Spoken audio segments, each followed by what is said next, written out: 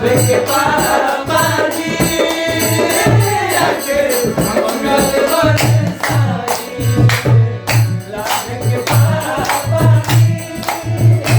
आके मंगल बरसाई घर के सामने बाबा और मंदिर बन जाए पूरा घर के सामने बाबा और मंदिर बन जाए जब खिड़की खोलूं तो तेरा दर्शन हो जाए जब खिड़की खोलूं तो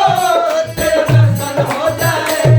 पूरा घर के सामने बाबा पूरा मंदिर बन जाए पूरा घर के सामने बाबा पूरा मंदिर बन जाए